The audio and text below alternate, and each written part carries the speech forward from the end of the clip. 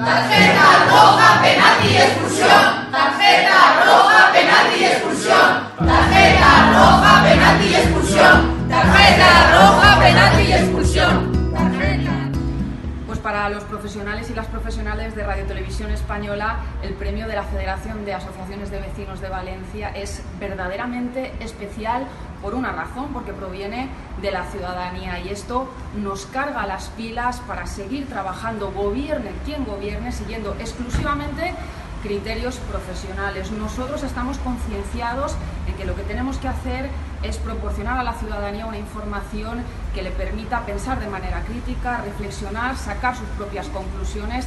Así es que, en nombre de todos los profesionales que defendemos una radiotelevisión española pública, veraz, plural, independiente y para todos y para todas, muchísimas gracias.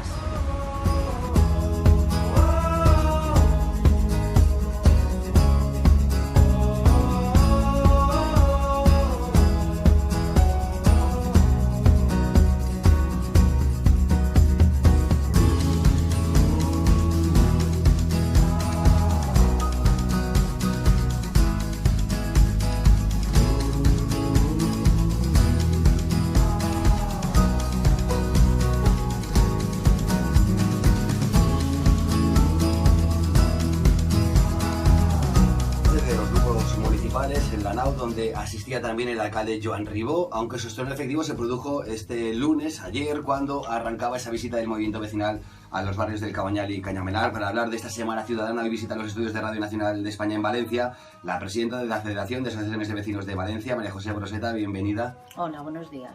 Bueno, ¿cómo?